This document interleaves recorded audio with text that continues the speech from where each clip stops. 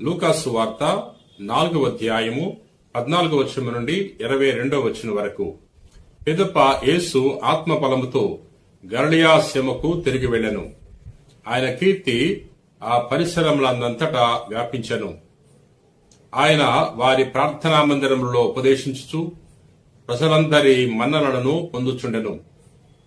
తరువాత యేసు తాను పెరిగి పెద్దవాడైన నజరేతునకు వచ్చి అలవాటు చొప్పున విశ్రాంతి దినమున ప్రార్థనా మందిరముకు వెళ్ళెను.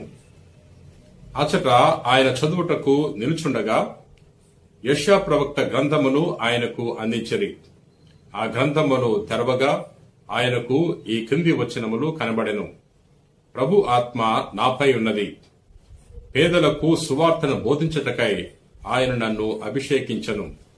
చెరలోనున్న వారికి విడుదల, గ్రుడ్డి వారికి చూపును కలిగించుటకు, పీడితులకు విమోచనమును కలుగచేయుటకు, ప్రభుహిత సంవత్సరమును ప్రకటించుటకును ఆయన నన్ను పంపెను.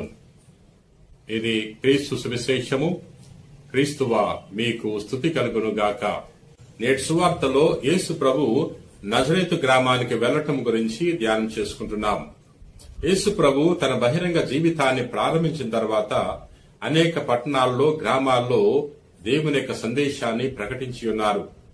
అనేక ప్రజలకు అద్భుతాలు చేసి ఉన్నారు. ఒకరోజు తాను పెరిగి పెద్దవాడైన నజరేతు గ్రామానికి వచ్చారు. ఒక విశ్రాంతి దినము రోజున అలవాటు చొప్పున ప్రార్థనా మందిరానికి వెళ్లారు అని చదువుకుంటున్నాం. ప్రభుకి ఈ గొప్ప అలవాటు ఉంది.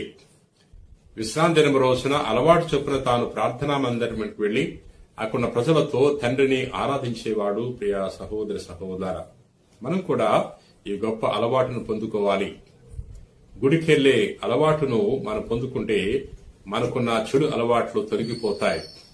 ప్రతి ఆదివారం కుటుంబ సమేతముగా దేవాలయానికి వెళ్ళగలిగితే దేవుడు మన కుటుంబాన్ని దీవిస్తాడు, కొరతలను తీసివేస్తాడు.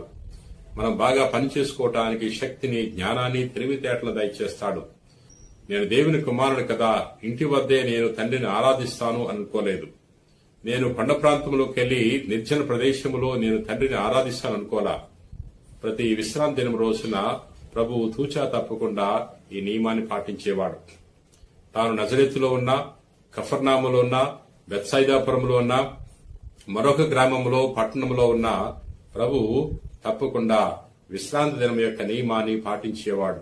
మనం కూడా ప్రతి ఆదివారం గుడికి వెళ్ళటానికి మరిచిపోకూడదు. ప్రియా సహోదరి సహోదర, ఎవరెవరైతే ప్రతి ఆదివారం కుటుంబ సమేతముగా గుడికి వెళ్తారో దేవుడు వారిని హేరాళముగా దీవిస్తాడు. ప్రియా సహోదరి సహోదర, నేటి సువార్తలో యేసు ప్రభు యెషయా గ్రంథము నుండి కొన్ని వాక్యాలు చదివారని మనము విన్నాం. ప్రభు ఆత్మ నాపై ఉన్నది, పేదలకు సువార్తను ప్రకటించటానికి ఆయన నన్ను అభిషేకించను. చెరలోనున్న వారికి విడుదలను దయచేయటానికి, గుడ్డి వారికి చూపును, పీడితులకు విముక్తిని దయచేయటానికి ఆయన నన్ను పంపెను అని ప్రభు చదువుతున్నారు. ప్రభు ఈ వాక్యాలను చదవడం ద్వారా ఈ ప్రవచనము నెరవేరింది. ప్రియ సహోదరి సహోదర, ఎందుకంటే యేసు ప్రభు తన యొక్క బహిరంగ జీవితంలో అనేక మంది పేదలను ఆదరించాడు, అభాగ్యులను దీవించి ఉన్నాడు, రోగులకు స్వస్థతనిచ్చి ఉన్నాడు, గుడ్డి వారికి చూపునిచ్చాడు, పీడితులకు విమోచన దయచేసి ఉన్నాడు. ప్రియ సహోదరి సహోదరులారా, కానీ అక్కడున్న గ్రామస్తులు ప్రభుని తిరస్కరించారు. ఇతడు యేసేపు కుమారుడు కాదా, మన మధ్య పెరిగి పెద్దవాడయ్యాడు కదా అని ప్రభుని తిరస్కరిస్తున్నారు. వారు ప్రభుని తిరస్కరించారు కాబట్టి వారు ప్రభు నుండి ఎటువంటి మేలులు పొందుకోలేకపోయారు. ఏ పట్టణంలో ఉన్న ప్రజలైతే ప్రభుని అంగీకరించారో, విశ్వసించారో వారు ప్రభు నుండి అనేక మేలులు పొందుకున్నారు. ప్రియా మిత్రులారా, మనము ప్రభు నుండి వరాలు పొందుకోవాలంటే ప్రభుని విశ్వసించాలి, ప్రభుని మన జీవితంలోకి ఆహ్వానించాలి. ప్రతి విశ్రాంతి దినం రోజున ప్రభు సన్నిధికి వెళ్ళాలి. ప్రియా మిత్రులారా,